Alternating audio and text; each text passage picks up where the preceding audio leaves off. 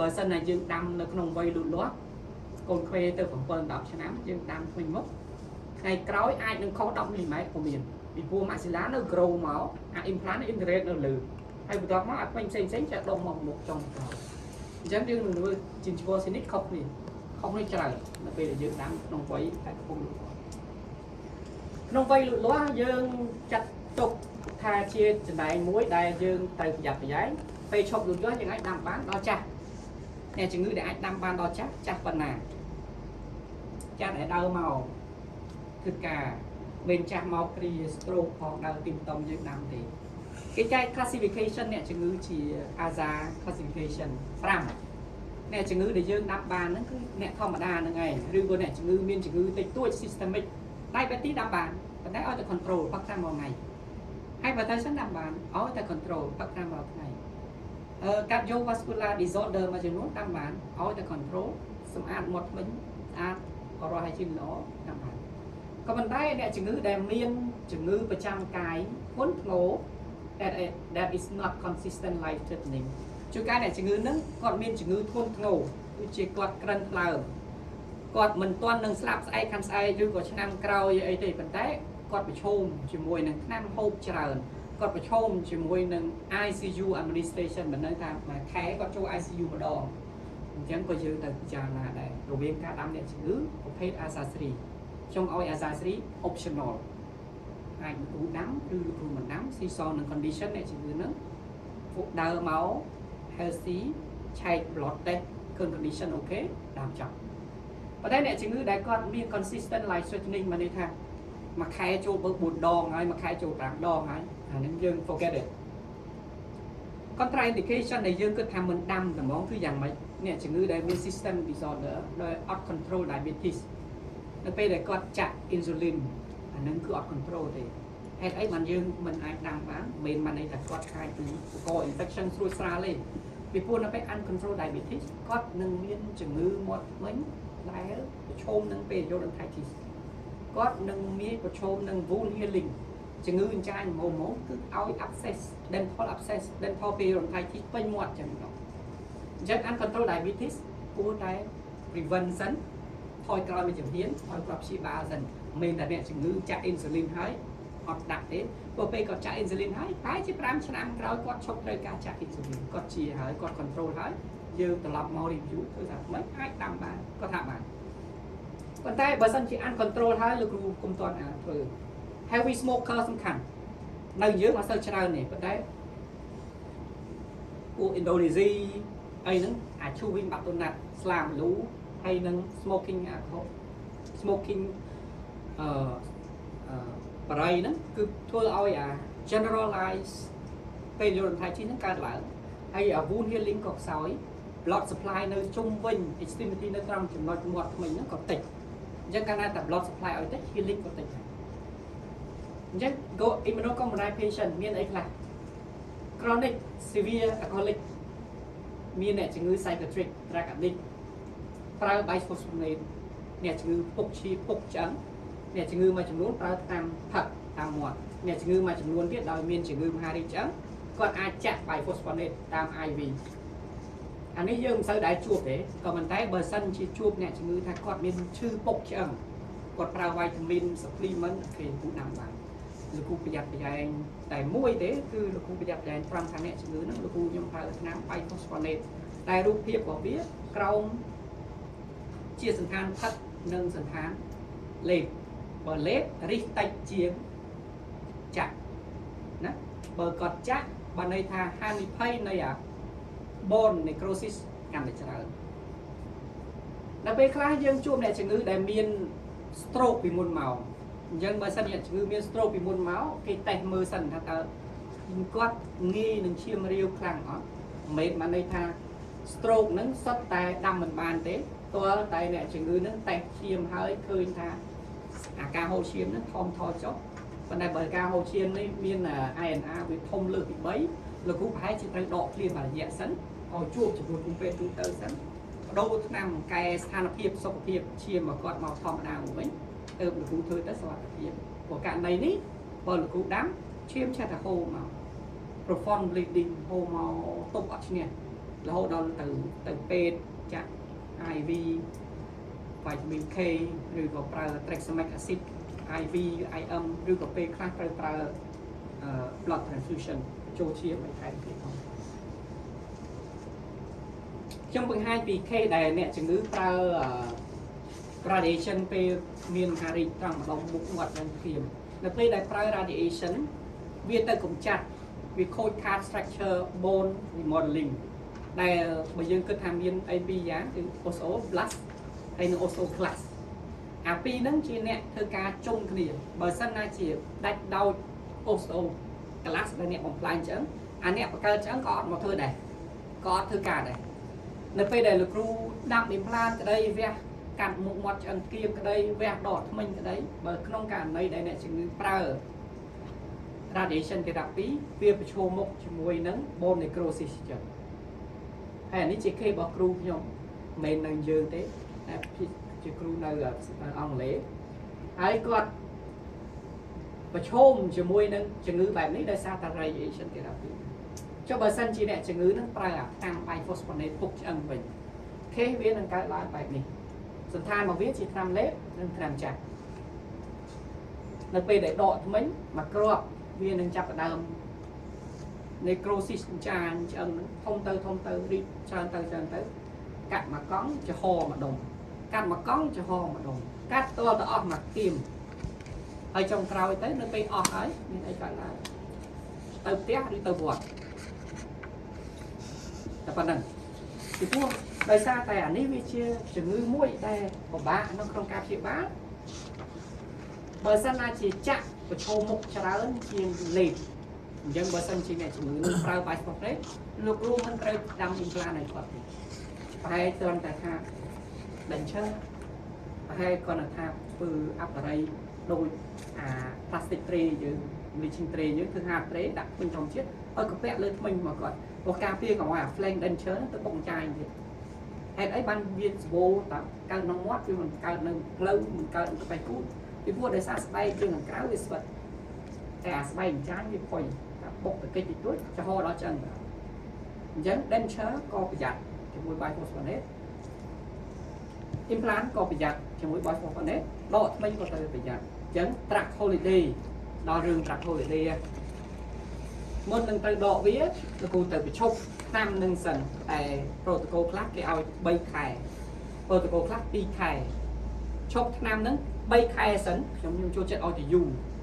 កុំឲ្យលឿនខ្ញុំអត់ចង់លឿនខ្ញុំពិចារណាចូលចិត្តយូរបើគេថា immediate implant គេខំពុំបានក្នុងរយៈពេល2ខែខ្ញុំ3ខែខំអានេះបើសិនគេប្រឈប់ protocol ទី1គេថាឈប់2ខែខ្ញុំអត់ទីឈប់3ខែអញ្ចឹង protocol 3ខែមាន2មាន protocol មួយឈប់2ខែដកថ្មិញបន្តឈប់2ខែទៀតសរុបទៅ4ខែ protocol មួយឈប់3ខែដកថ្មិញបន្តឈប់3ខែទៀត6ខែ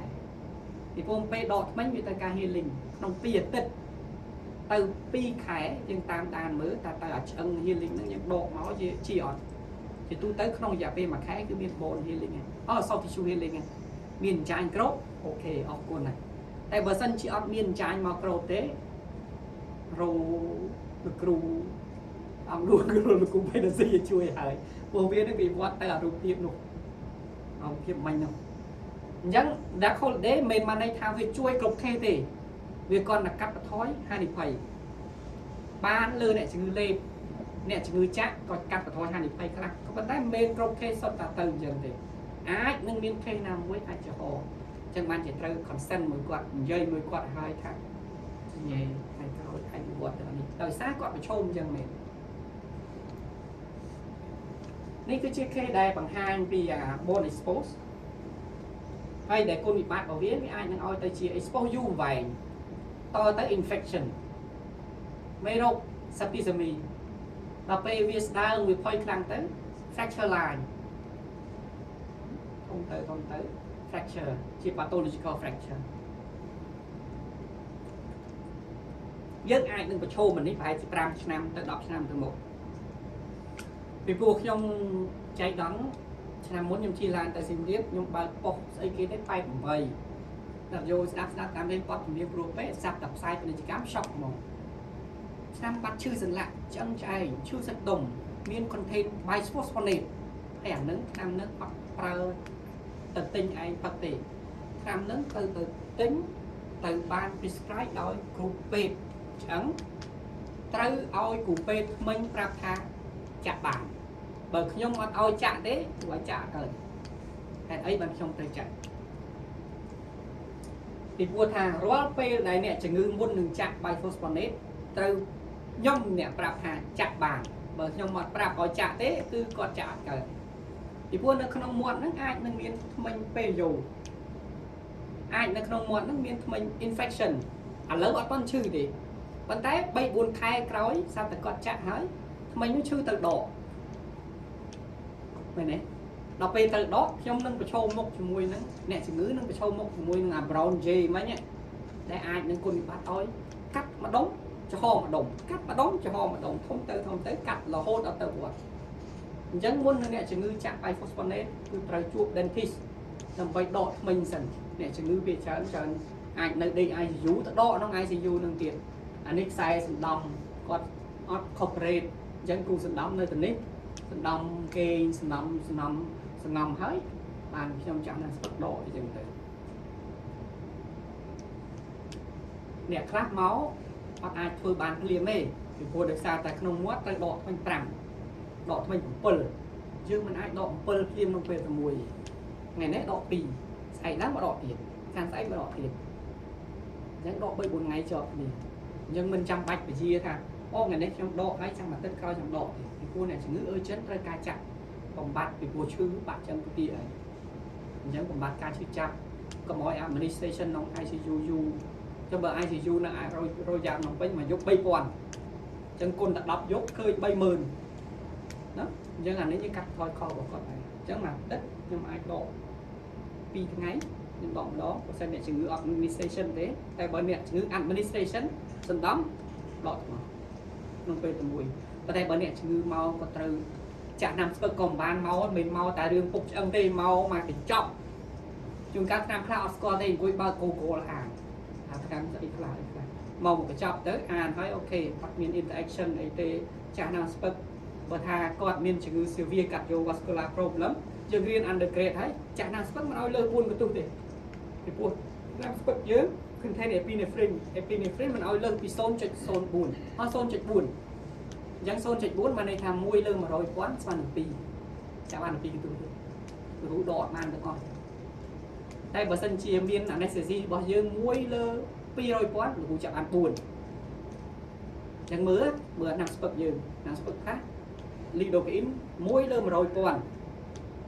ថ្នាំស្ពឹកខ្លះ1លើ200,000បើ200,000ខ្ញុំចាក់បាន4បើ1លើ100,000ខ្ញុំចាក់បាន12អញ្ចឹងខ្ញុំមើលអានឹងទៀត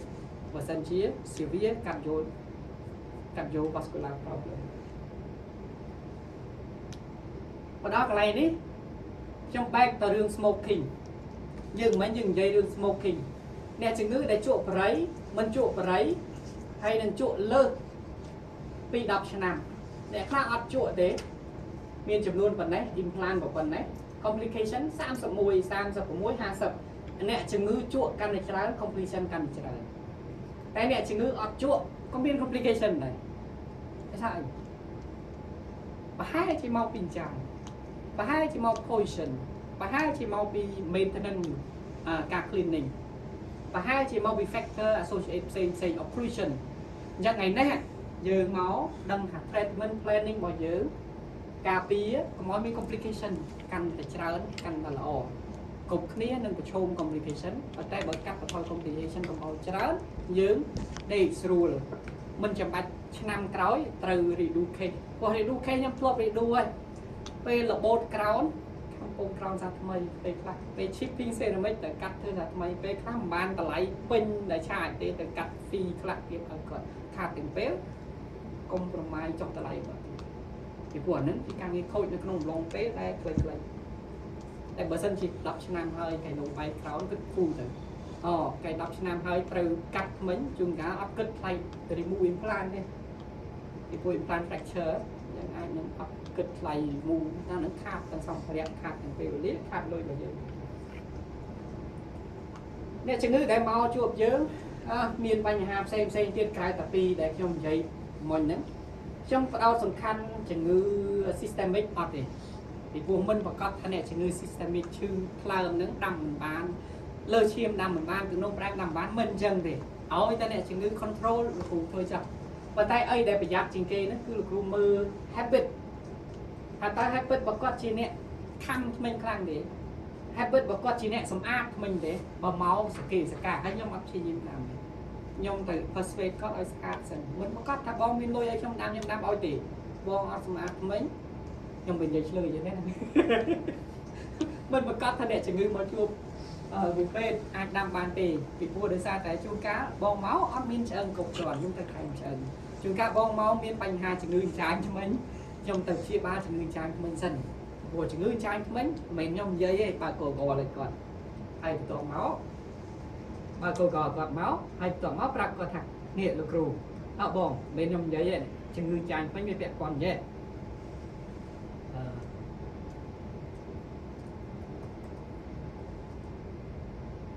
នេះខ្ញុំមិន share ឲ្យលើឃើញខ្ញុំសាកបងសិន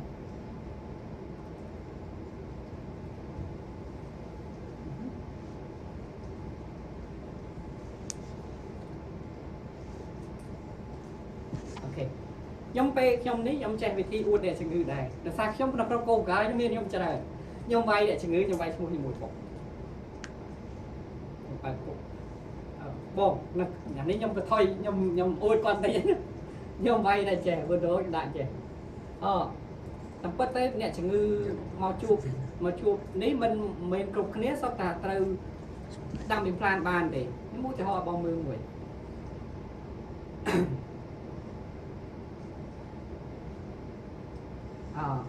កាត់ទៅហើយគូគាត់បើមាន block មានអីមាន KPQ មានអីណានេះស្គីលុយបាត់ហ่ะអ្នកជំងឺខ្លះមកជួបស្ថានភាពនេះអ្នកខ្លះជំងឺខ្លះមកជួបស្ថានភាពនេះអ្នកខ្លះមកអញ្ចេះយ៉ាងទៅរកបានកសាងមកបានរាប់ខែណាទៅការដឹងពេលទៅដឹងវេលាហើយទៅការសិក្សា X-ray ត្រឹមត្រូវស្គីលុយបាត់ជឿបាត់អូខេអញ្ចឹងការបញ្យល់របស់អ្នកជំងឺមានទ្រិចបែបផែនផ្សេងម្នេះផ្សេងពីគ្នាតែទាំងអស់ហ្នឹងវា base ជាមួយទៅនឹង planning ហើយនឹង knowledge ដែលយើងអាចយកមក apply ដើរចូលព្រៃទៅចេះយន់ខ្លះអត់ទៅនេះទីយន់ការពារយើងអ្នកជំងឺមក hyper active ឌិចមាន class 2 bruxism បែកថ្មិញពេទ្យពីដើមចាស់របស់គាត់អុកគ្រីសូលមេតលមកខ្លាចស្រេចគេនឹងមកវាខ្លាចខ្ញុំខ្លាចគេអញ្ចឹងជាខ្លាចពេលKPយោពីព្រោះ KPយោមិនប្រកាសថាអ្នកជំងឺនឹងពេលយោប្រកាសអាចនឹងអ្នកជំងឺពីដើមឡើយគាត់អត់ទៅមានការថែរក្សាមាត់ថ្មិញពីព្រោះអ្នកជំងឺខ្លះគេថា active periodontitis ដាំ implant ទៅវាងាយនឹង bone loss ប៉ុន្តែអ្នកជំងឺខ្មែរយើងឆ្លងពីសង្គ្រាមថ្មិញមកគាត់ទៅរំបានដល់ឥឡូវនេះខ្ទេចខ្ទីដោយសារតែការមិនបានថែរក្សាត្រឹមត្រូវជួនកាលអាពេយោរបស់គាត់មិនមែនជា gene នៃពេយោទេមកពីគាត់អត់បានថែសម្អាតឬក៏ពេលដែលគាត់ទៅជួបពេលថ្មិញពីមុនមកជាជាងថ្មិញគេធ្វើឲ្យថ្មិញហ្នឹងពិបាកក្នុងការសម្អាតក៏ឃើញតែពេយោដែរសូអាហ្នឹងវាជាសញ្ញាសួរមួយថាតើពេយោពិតប្រាកដឬក៏ជា factor ក្នុងមាត់ដែលធ្វើឲ្យគាត់មានជំងឺពេយោនៅក្នុងនៅគេធ្វើសិក្សា test 2 test ទៅលើ blood test ដើម្បីមើល gene ពួកគេហៅស្អីគេទេ gene នេះហើយនឹងទឹកមាត់ដើម្បីមើលថាតើគាត់ susceptible ជាមួយនឹង genotype ដែលឲ្យទៅជា periodontitis ខ្ញុំសួរគ្រូដែរថាខ្មែរយើងវាច្រើនមកពីអពតមកពីសង្គ្រាមអត់សូវថែរក្សាថ្មីបានដឹងថាគាត់នឹងមានពេយោជួនកាលមកអ្នកជំងឺអត់ទាន់ដឹងដកថ្មីភាសាអីផងពីព្រោះពេលថ្មីតែឈឺដកចោលពីជំនាន់មុនឈឺដកចោលចឹងគូគាត់ថាមកពេយោមិនមែនយើងអត់ដាំទេយើងអាចដាំមកគាត់បានប៉ុន្តែអីដែលសំខាន់គឺ maintain ទៅតែមកឆែកទៅតែមក clean ហើយ protein ដែលយើង deliver ឲ្យគាត់ហ្នឹងនៅពេលបាន final prosthesis ត្រូវតែ clean បានបើ all on 4ត្រូវតែមានប្រឡោះដើម្បីធ្វើ super floss កន្លែងបាញ់ទឹកអា flank វាកុំឲ្យកប់ដូចកែបផ្សេះយើងហៅកែបផ្សេះពីការយើងរៀនយើងធ្វើពងតិចកែបផ្សេះចាពងតិចកែបផ្សេះហ្នឹង viên nâng đợi cho đây là cao nè đôi đen chơi dân dân người thư công tích chỉ ô vạch công tích và nên thay riêng bảo viết cao để so ôi chứ hoặc thư là so ôi cặp đi nhưng thư cúp bảo viết công tích cứ so ôi chứ nằm bởi cặp đi của mỗi bạn đi trật dân bạch mà lơ khe đọc gì sớm viên nâng của chôm từ lứa fracture abutment fracture screw fracture implant fracture anh ấy ở fracture để sao viên linh cho kìa cho việc chụp đi chạy còn bao cho này và té dùng chắc hình sồn đang ngày nào ơi đi hay cứ chia khay đây screw chia nè glue ban này thá là những biến thêm hơn một phay pi được kê thông chiến đọc lần tới sao rằng không biết prang tròn bị prang rất cơ ôi tăng nè bị tròn lên rồi bị tụt lên bán friction bị thừa bạn nữa ngày đó cơ implant bay implant thì còn đấy dân screw đấy bạn mồn ấy để bạn muốn cứ là nẹt rô một làng mồn giờ là nẹt rô một làng mồn nó không ở đấy cứ là screw nữa này bị buộc vi chỉ nẹt tròn chuột để làm mưa study bị môn màu nơi châu tế nhưng khơi screw nó cơ dột screw nó cứ chỉ nẹt chặt nhưng bởi sân chỉ screw nó thôi ca lại những cái vì là ngay để chỉ nẹt bạn mồn kì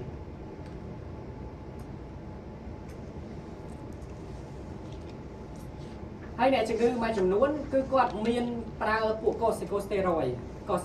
nó đối nè chừng chữ sờ lạc làm bài co dương bị giật dài này nè chừng như cái systemic lupus erythematosus có cái máu chưa bị cái này mà cứ organ mà có phải chừng môi đường khuôn này ấy cái thôi còn máu organ nó phải khuôn ấy của vai cỏ xe lại cho phải luôn ấy cũng các đường bằng anh cỏ tay luôn ấy cái pra của corticosteroid cái pra củaประเภท anti immune drug ពួក cephalosporin not cephalosporin ceftriaxone not ceftriaxone ប្រភេទថ្នាំមួយអានឹងវាជួយ